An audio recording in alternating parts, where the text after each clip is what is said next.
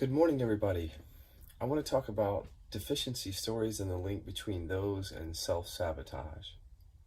So for years, when I was doing sessions with people, they would talk about deficiency stories like, I'm not good enough, I'm unlovable, I'm unsafe, I'm a victim, I'm powerless. And then inadvertently, or somewhere during the session, they would start to talk about self-sabotage. In other words, I want to be successful in this career, but it feels like every step I take just doesn't lead me there, or I just keep getting in my own way, or I sabotage myself. You see it in relationships a lot, like picking people who won't love you back. It's like a way of sabotaging the possibility of real connection. We sabotage ourselves in so many ways. Literally, we could sabotage ourselves around anything, and we do. What I'm trying to point out here is that for so many years I thought that deficiency stories and self-sabotage were sort of two kind of distinct things in the relative world. But now I see them as like two sides of one coin. Because if you sit here for a moment and you just sit with a deficiency story that you believe, for example, if you sit with a story, I'm not good enough. Not that that's your story, but let's say that it is. If you sit with that and then you look at what the future is going to look like, because you believe the identity that you're not good enough, like that's a core identity that's there right now in your system. When you start to look at the future, it's going to project that story out into the future to create a longevity, to create the experience of there really being a self here that looks a certain way, that has a certain future, that keeps failing, that is not good enough. So that projection towards future is the false self, the ego. And that projection towards future, if you notice what it does, if there's a belief in not being good enough, the projection towards the future normally doesn't have just really bright and hopeful things to say about the future. It'll say things like, well, I just don't know if I have it in me to like make it in this career, or like I'm just not as good as this person or that person, or worse. These are these deficiency stories. And so these are such strong, like deeply embedded identities that they will strengthen themselves by trying to confirm themselves as often as possible.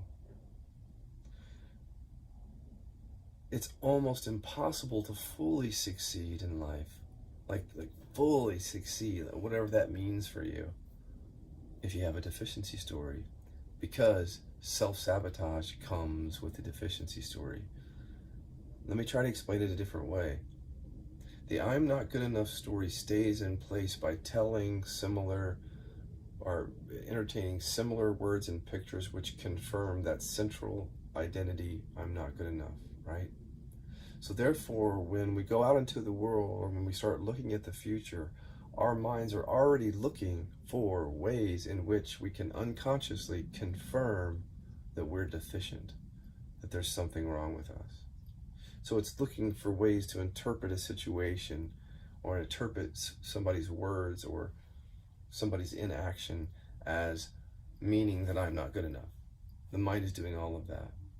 So literally, it's not happening out in the objective reality at all. It's literally a deficiency story that is projecting all of that out onto everyone else, and then projecting a sort of self-sabotage towards the future. Now, people normally aren't aware that they are, like, they're not really aware that they're self-sabotaging. They may be intellectually aware, but to really be aware is to actually see the self-sabotaging thoughts come up in awareness as soon as they arise, and just watch them without analyzing them, just being aware of them coming and going without hooking into them. But let me give you a few more inquiries that I think will help unhook you both from your deficiency story and the self-sabotage that goes with it. And mostly what I'm going to be doing is reverse inquiry.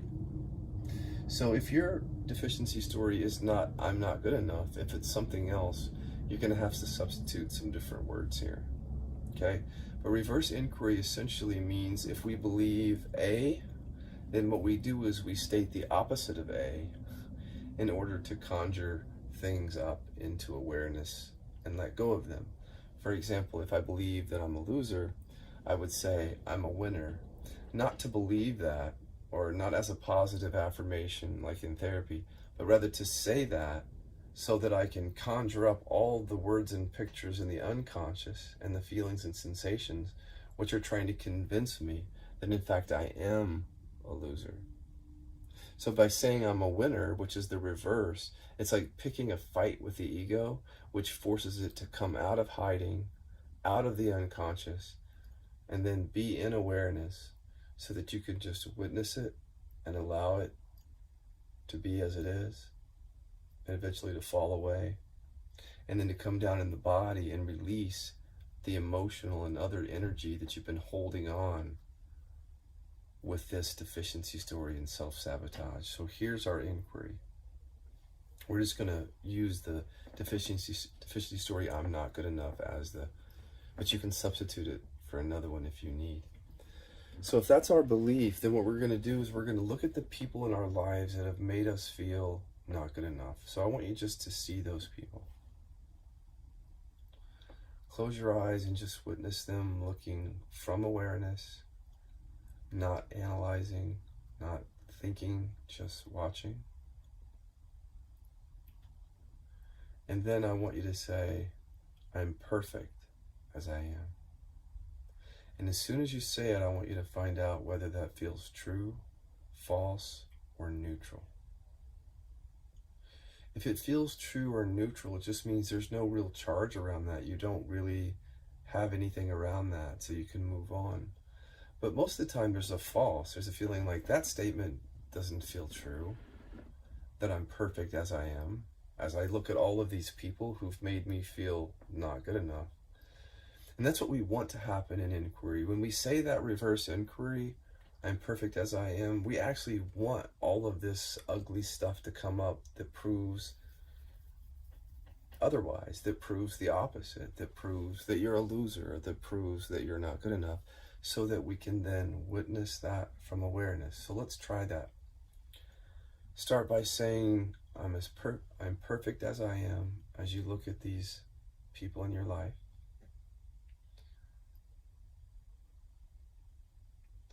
And then see if it feels, trust your body, see if that statement, I'm perfect as I am, feels true, false, or neutral. If you feel anything in your body, trust that. That probably means that the statement feels false.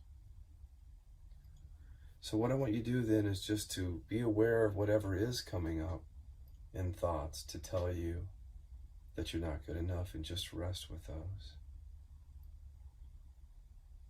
If you have a lot of racing thoughts coming through like this, all you have to do is just tap continuously and drag and drop like computer files, one at a time, those thoughts into this tapping zone. And when you drop a thought into the tapping zone, just notice the tapping for an extended period of time. And then go to the next thought, drag and drop, notice the tapping. That's only when you have a lot of thoughts moving around. If you just have one or two sticky thoughts there, don't do any tapping, just rest and allow those words or pictures to be there.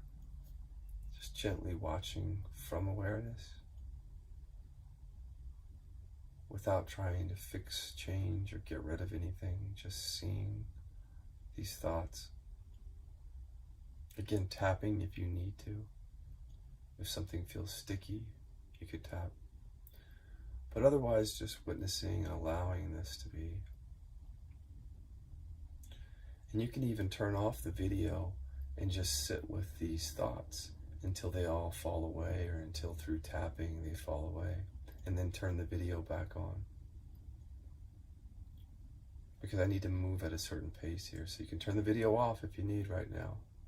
Turn it back on. Okay, so if you've turned the video back on, what we've done is we've pulled up all these words and pictures through our reverse inquiry. And I'm assuming that you've witnessed them or you've tapped so that your mind is clearer now. Now that your mind is clear, you're not so preoccupied with the story up here, bring attention down into your body and start to scan the inner body and find any of those places where you're holding a pocket of resistance or energy or emotion or contraction. And then close your eyes. And I want you to imagine two hands, not your real hands, but imagine two hands coming up to hold both sides of that energy. And then from that place where the two imaginary hands are just holding that energy in your body, what you're going to do is what I call the dance.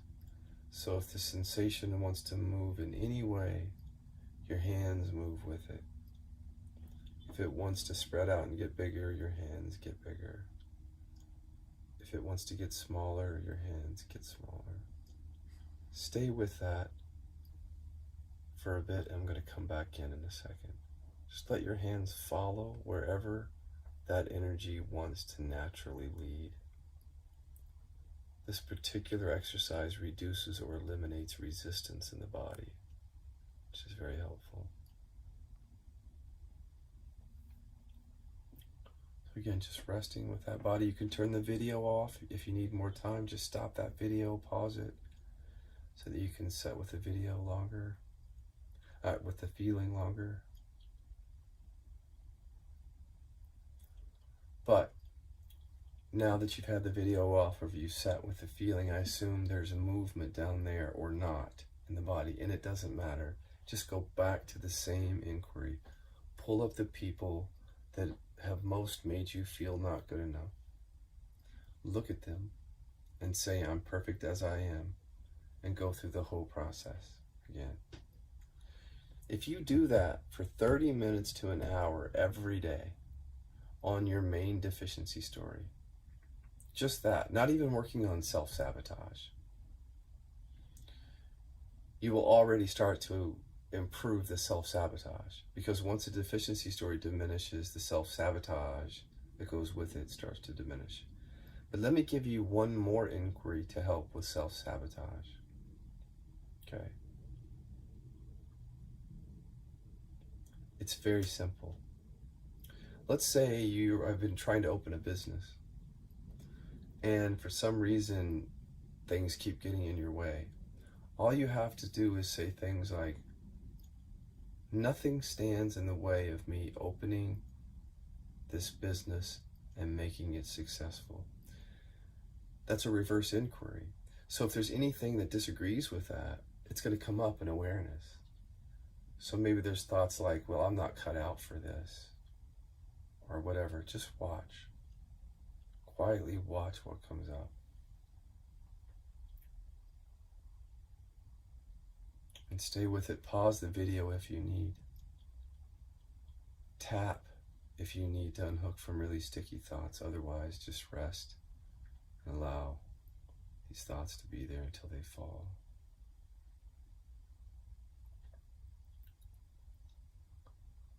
And always coming down into the body to explore that by allowing it, using metaphysical hands like I told you to do if needed.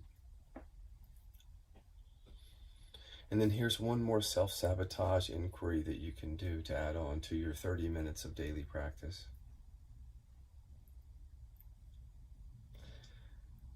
It's a reverse inquiry that gets at the utility behind self-sabotaging. There's always a purpose behind it, but we don't realize it. So what you can say is, I don't get anything out of self-sabotaging my relationship. And if you sit quietly with that question, you might get things like, well, that's how I control the relationship. That's how I protect myself from being too intimate, to protect myself from getting hurt. That's how I don't take chances, because if I don't take chances, then I won't fail. So there's a utility or a benefit behind our stories that's driving the self-sabotage. So when you look at the thing you like to achieve in your life, like the business or the relationship or happiness or whatever, when you look at that and you say, nothing stands in the way of my achieving that, just watch what comes up, because what comes up is what stands in the way. And what stands in the way is all in your mind. And you can observe and tap with those words and pictures until they fall away, go into the body, and repeat that exercise every day. If you do these inquiries every day, literally, there's no way for you to not get clearer. There's no way that you're not going to feel more at ease with yourself, more peaceful, more compassionate, more loving, more open, less self-sabotaging, much less. So give it a try.